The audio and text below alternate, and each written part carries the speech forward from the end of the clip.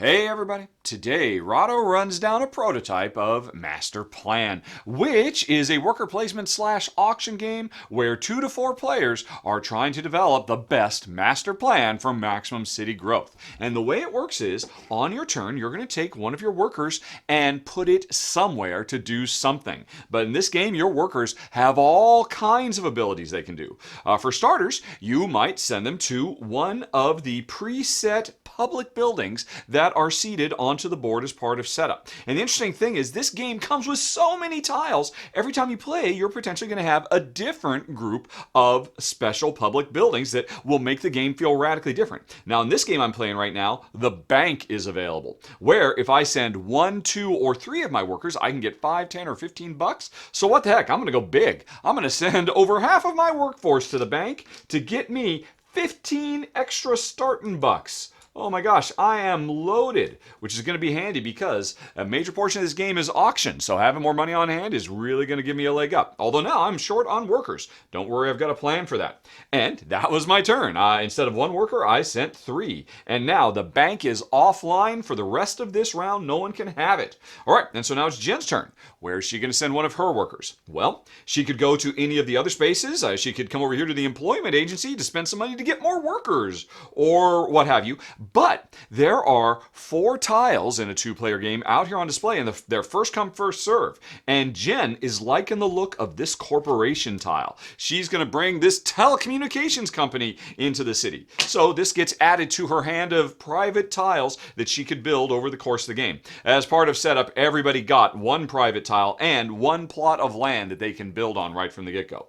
And so that was Jen's turn. And now it's my turn again, and I'm loaded, but I'm almost out of all my workers. No problem though, because I ended up drafting a industry tile as part of setup, and I'm going to go on ahead and build this right now on this little plot of land I got in the opening setup draft. So what happens is I have to pay $5 and 1 of my workers. But whenever you bring industry to the city, you get more workers. So I'm going to replenish my exhausted workforce. I'm going to build in my plot of land here.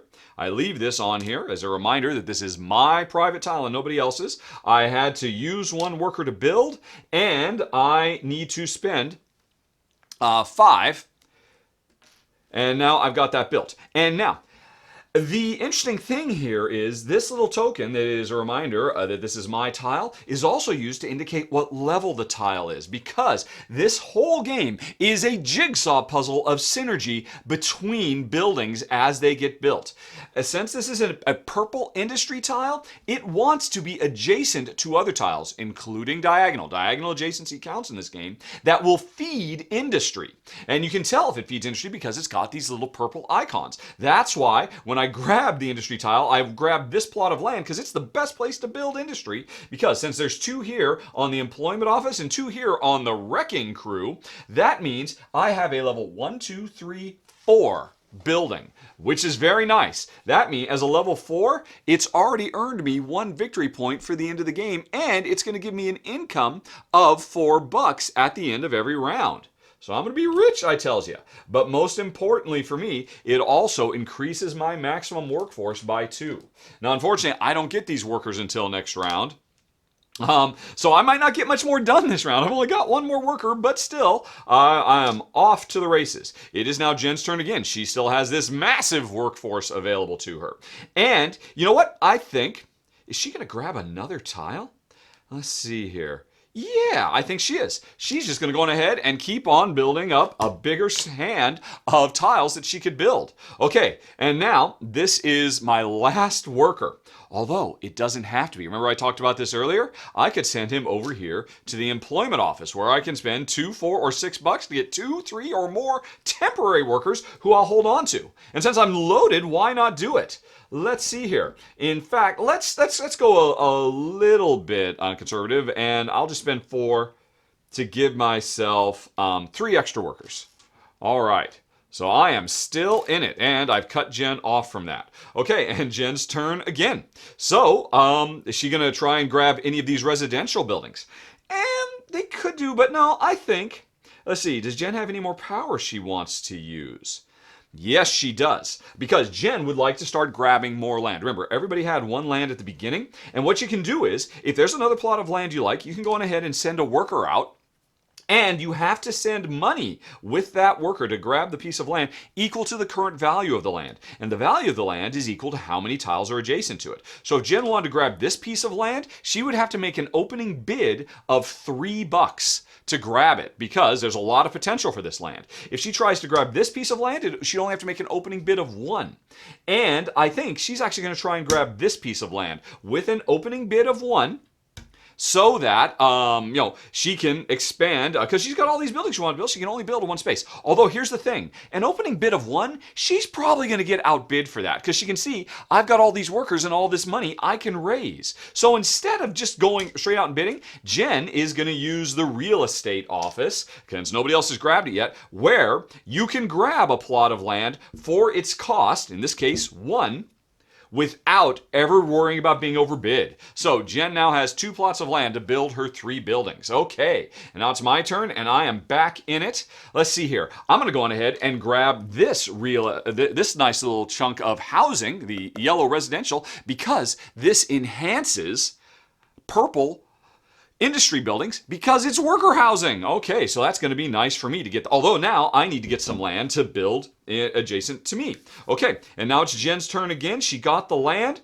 She'd like to get some more land, but now she can't use the real estate office anymore. So she's going to try, because she could start building here, but then that makes this land more expensive. She's going to see if she can get in and sneak by and hopefully get that for only $1. So that was her turn. She has made a bid for this land, and you better believe I say, I've got some workers. I am going to raise her because I am crazy loaded. In fact, if I want, I could just go to 2, but what the heck? I'm so rich, I'm going to jump right to 3.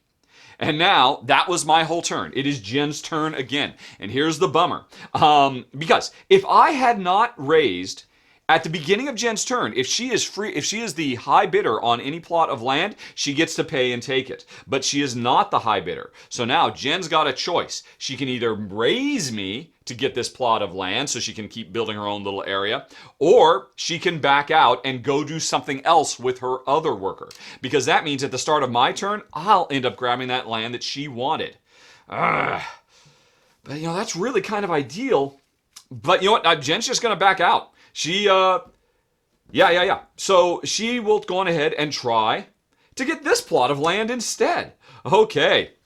And so, that was her turn. It's back to me, my turn. At the beginning of my turn, Jen didn't outbid me, so I have won this plot of land and, with that, using that worker, and Jen gets her worker and her money back because she got outbid.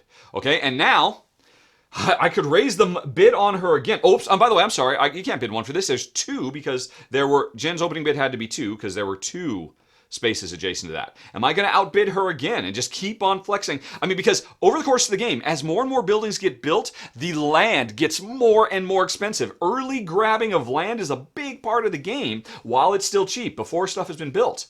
And I could raise the price on her again. She went for 2. You know what, actually, seeing as how Jen knew that I think Jen probably overbid at 3 just to try to keep me away. And so now it's back to me again. And remember, this is my last guy. So this is my last guy. I could outbid her, but then that means I can't actually build the building I wanted to build this turn. And the problem is, I don't want to build this building over here. I got a little carried away. I got very excited. I wanted to build the building over here. Okay, so, no, I think Jen can have that, and I'm going to try and just do an opening bid on this plot of land while it still only costs, I'll go for this one because it only costs 2. That's where I'm ultimately planning on building this worker housing that will, no. I'm going to pull it over. I'm going to make a bid over here, which costs 2, because this will increase my my industry. But since it's housing, it will be in turn increased by this building over here. So that'll be a perfect spot for me, unless Jen outbids me. It's the beginning of her turn. She has successfully gotten the land she paid for. All right. And so now Jen will use her last worker to start building, and she'll build this corporation she got a little bit ago. All righty. So we put it here. And so here's the second worker, 1 to get the land and 1 to build. It also costs her $3. 1, 2, 3. But corporations, like industry, gets her an extra worker. So Jen has increased her workforce as well. And that's it for Jen. She has no more workers. And back to me, back on my turn. Well, my bid was successful. I now have this plot of land. And actually, I'm sorry, I should have done this. Yeah. And I paid for that. I'm out of workers as well. So I am the first player to pass because I'm not doing anything this turn. And so it's over and Jen's done. She is going to pass as well. And the first round is over. Whoever passed first will be first player in the next round. And we are done with our first of 5 rounds of the game. At the end of the round, we start making money based on how successful our buildings are. Oh, and I totally forgot, Jen, right. Jen, when she built this, she had to determine how successful this building is. She was just so excited about getting the workers. And in fact, actually, this was the wrong place for her to build. Sorry, folks. She meant to build it right here. Because this corporation needs to be next to corporation-friendly buildings. That's this one over here. You can see it increases her corporation power by 1. If she hadn't done that, this corporation would make her no income. But as it is, since it was over here, it made her 1, so she gets $1. Yikes, that's not going to help her with bids in the future. But hey, it did increase her workforce. And the only building I built gives me an income of 4. So here's a 5, get some more change. I am still loaded from my trip to the bank last turn. So, as you might imagine, we call all our workers back. The temp workers, of course, go back to the temporary pool. They can only be gotten by going to that action.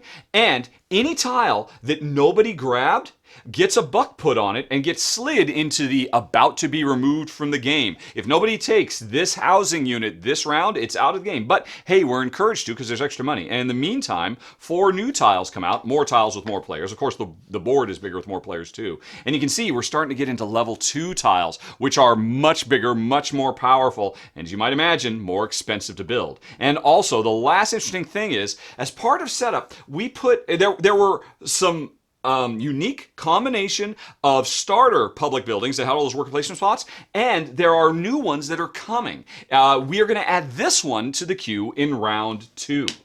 And then in round 3, round 4, and round 5. And with more players, more than we get added. So these are very powerful public buildings. And to get them, instead of just sending a worker like we normally do, we have to send 1 or more workers and have an auction. The same way we can auction for land, we can auction for these public buildings. If I did a bid of 1, Jen might raise me with a bid of 2 to try to get this.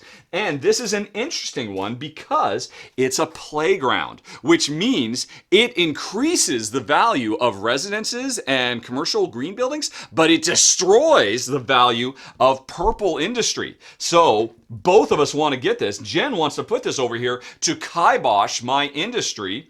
I want to get it to put it over here next to, all right, let's see. All right, I will ultimately want to put it next to, say, maybe over here, or no, over here, because I'm planning on putting my residence here to pump up my industry, my workers' residence, and then this here would pump up this, and it would stay away from my industry. So you can see how the puzzle just gets more and more complex the longer you play, and the tension of how do you spend that money as land gets more and more expensive, as buildings get more expensive to build, as these other special buildings get added into the mix, which you could be planning from the very beginning. Like we know in round 3, this guy is going to show up, which basically increases the value of all commercial green buildings. So you'll notice Jen snagged all the green buildings that were available in the first round. So in the third round, you better believe she's going to want to bid high for this. But how many of your workers do you throw away on trying to get the public buildings, which means you can't actually grab land or activate the existing buildings, etc., etc.?